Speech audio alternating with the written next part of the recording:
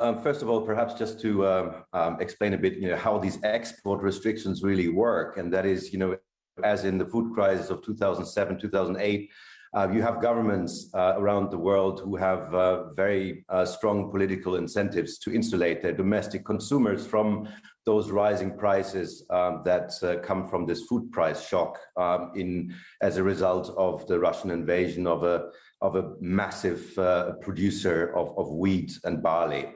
So there's a strong incentives for national governments to defect from common political statements or agreements. So the short-term strategy of those governments, of national governments, is really to prevent high food prices to reach their domestic consumers. They place export restrictions on their own production, and that works pretty well for them. The problem is, of course, that it is not working for global food prices. The supplies dry up, and it's really a beggar than neighbor policy if governments install those export restrictions. So, and right now we're in a very difficult position because those export restrictions are going around the planet, are really being imposed by a lot of countries, and so we are in a very sensitive moment. And those talks at the WTO, they might result in a political statement, but we don't really expect anything binding at this point. So a political statement is no use to starving inhabitants, consumers, voters around the globe as well. But again, I'll make the point, David, if the largest landmass country on the planet is not really signed up to this and actually is continuing to wage this war and prevent food supplies from getting out, I'm sorry, David, but what good is it?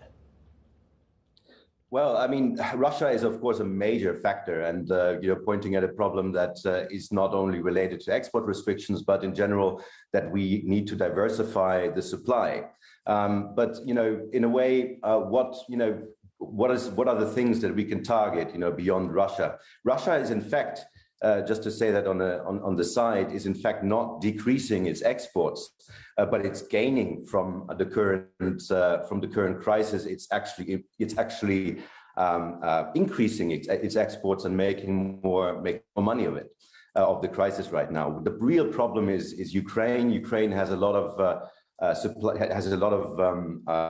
recipient countries of wheat and barley in the Middle East, in Northern Africa, and as long as those millions of tons of grain don't leave those ports, there's a massive problem in that region. But you're absolutely right.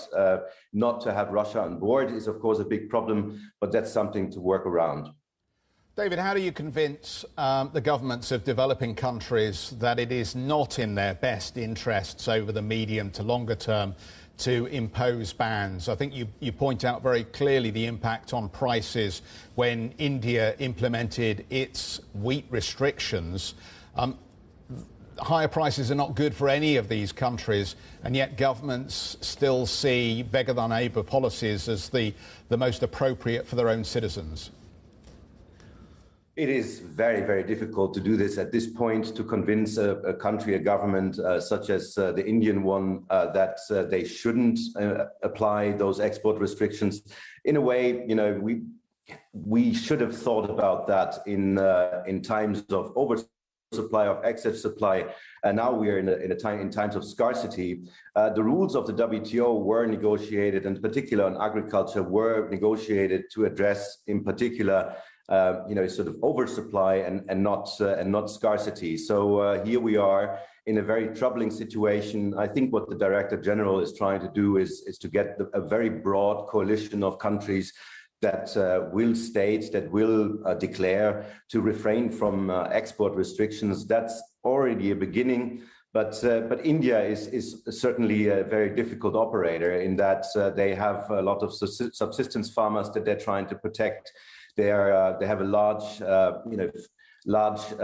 poor population that they need to protect, that they try to protect.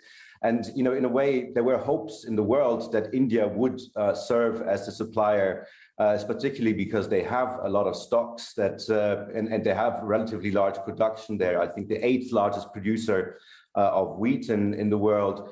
So there were a lot of hopes that India would play that vital role, but as we have seen with the ban on wheat, they're not willing to play along, and we have to, again, find ways to work around that. That means unblocking the Ukrainian ports, that means diversifying supply.